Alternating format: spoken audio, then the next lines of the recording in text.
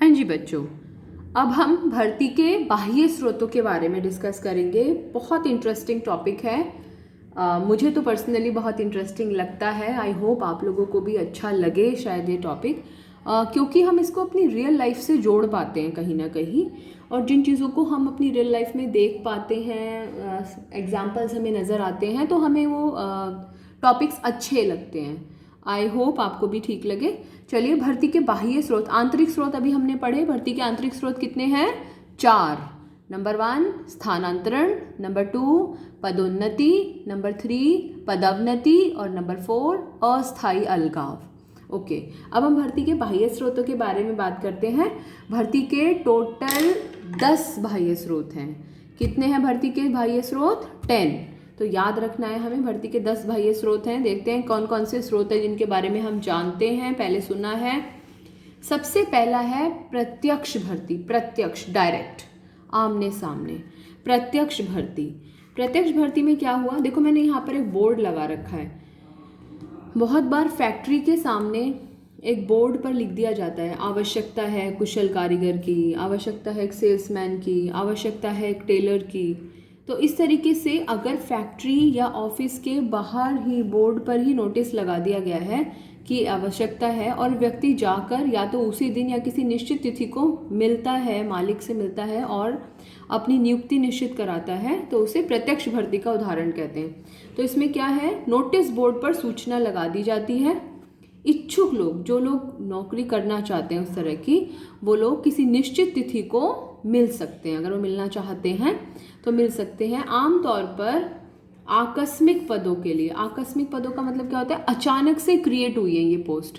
कोई पोस्ट अचानक से कैसे क्रिएट होती है? कोई जैसे पुराना टेलर था, वो काम छोड़ के चला गया, वो अपने गांव चला गया, बीमार है, तो ऐसे में काम करने के लिए, सेल्समैन है वो चला गया, काम करने के लिए कोई दूसरे व्यक्ति की आवश्यकता है।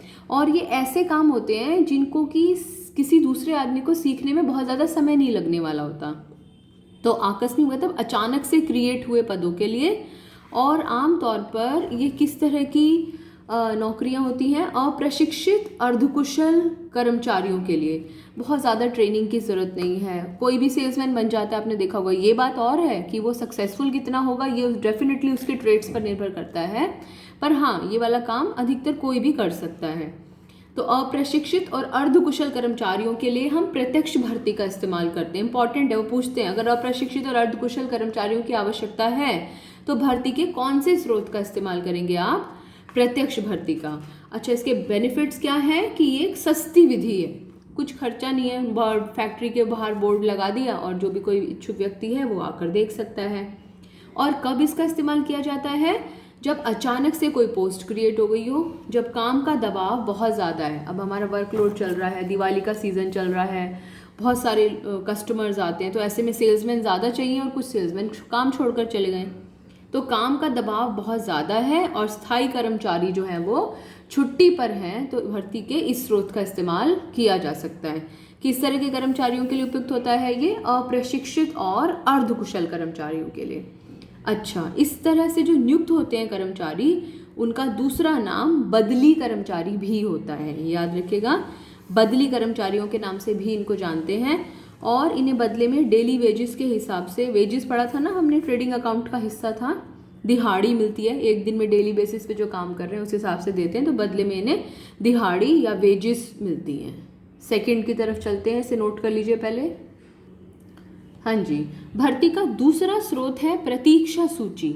देखिए, प्रतीक्षा सूची में क्या होता है, जैसे मैं अगर आपको अपना एग्जांपल दूं कि जब हमने बीएड की तो उसके बाद में हमारे सीनियर्स ने और जो हमारे टीचिंग बीएड के जो कॉलेज के टीचर्स थे, उन्होंने हमको समझाया कि बीएड करने के बाद में आपको अपना एक रिज्यूमे बनाना चाहिए। आपने इंग्लिश में अपना रिज्यूमे बनाना सीखा होगा, बायोडेटा भी बोलते हैं कई बार बच्चे उसको।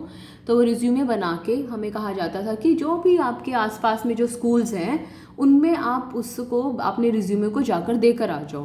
बेशक उन स्कूल्स में अभी वैकेंसी नहीं है, उनको आपकी ज़रूरत नहीं है, लेकिन अगर आप उनके पास में अपना रिज्यूमे लेकर जाते हैं तो वो आपको मना नहीं करते कभी भी। क्या करते हैं वो उस रिज्यूमे को अपने पास रख लेते हैं। अपने पास रख के एक फ़ाइल मेंटेन करी हुई होती है उन्होंने, वो उसको उस फाइल में रख लेते हैं। कल को अगर कोई उनका स्थायी कर्मचारी संगठन को छोड़कर चला जाता है, बीमार हो जाता है, टेम्परेरीली छुट्टी पर चला जाता है या किसी अन्य कारण से कोई पोस्ट खाली होती है, तो वो जो स्कूल है पहले उस फाइल में से लोगों को देखता है कि क्या कोई बुलाने लायक है, और यदि ऐसा है तो फिर वो फ़ोन करते हैं, आपको कांटेक्ट करने की कोशिश करते हैं और आपको बुलाते भी हैं। हमारे साथ ऐसा हुआ भी, जहाँ से कई स्कूलों में जब हमने आवेदन दिया, हमने ये ऐसे अपना अनियमित आवेदन वहाँ पर दिया, तो कुछ महीनों के बाद में कई स्कूल से फ़ोन आया, उन्होंने हमें बुलाया। तो इसलिए प्रतीक्षा सूची में क्या हुआ कि लोग खुद जाके अपने आवेदन देकर आते हैं कंपनीज़ में, और कंपनी उनको फेंकती नहीं है, उनकी एक फ़ाइल बना लेती है, और जब कंपनी को ज़रूरत पड़ती है तो उन आवेदकों से वो संपर्क करती है। सबसे बड़ा फ़ायदा, कंपनी को कोई मेहनत नहीं करनी पड़ी, कंपनी के पास डाटा अपने आप इकट्ठा होके आ गया। बहुत ही सस्ती विधि है और आसान विधि है। तीसरा, विज्ञापन। सबसे ज़्यादा प्रयोग किया जाने वाला, विज्ञापन का बहुत अधिक इस्तेमाल होता है, लेकिन कैसे पदों के लिए? आमतौर पर उच्च स्तर और मध्य स्तर पर प्रयोग किया जाता है। टॉप लेवल और मीडियम लेवल के जो मैनेजर्स होते हैं, उन पोस्ट के लिए हम विज्ञापन का इस्तेमाल करते हैं। एक तो रीज़न ये क्योंकि इसमें हमें बहुत सारी ऑप्शंस की ज़रूरत होती है। दूसरा, हम छोटी छोटी पोस्ट के लिए विज्ञापन का इस्तेमाल नहीं कर सकते क्योंकि विज्ञापन एक बहुत ही खर्चीली प्रक्रिया है, तो बहुत ज़्यादा पैसा खर्च नहीं किया जा सकता है। तो वरिष्ठ पदों के लिए हम विज्ञापन का इस्तेमाल करते हैं। विज्ञापन से हमें सबसे बड़ा फ़ायदा ये होता है कि हमारे पास बहुत सारे लोग आ जाते हैं, बहुत सारी ऑप्शंस आ जाती हैं, विस्तृत विकल्प हमारे पास उपलब्ध होते हैं। तो यानी कि जब हमें विस्तृत विकल्पों की आवश्यकता है तो हम विज्ञापन का इस्तेमाल करें। अब बहुत ज़्यादा ऑप्शंस आना ना कई बार नुकसानदायक भी हो जाता है। तो ये जो है विज्ञापन का एक दोष है। विज्ञापन का दोष क्या है कि आवेदनों की बाढ़ सी आ जाती है, इतने सारी एप्लीकेशंस आ जाती हैं और उसमें से ढूंढना पड़ता है, और कितने सारे एप्लीकेशंस तो बेकार होती हैं, अयोग्य होते हैं, जो उस पोस्ट के लायक भी नहीं होते हैं। तो विज्ञापन में ये बड़ी समस्या आती है। लेकिन हाँ, अगर क्वेश्चन आता है कि जब आपको विस्तृत विकल्पों की ज़रूरत है तो आप भर्ती का कौन से स्रोत का इस्तेमाल करेंगे? विज्ञापन का। नेक्स्ट पढ़ते हैं। भर्ती का चौथा स्रोत है रोजगार कार्यालय, एम्प्लॉयमेंट एक्सचेंज।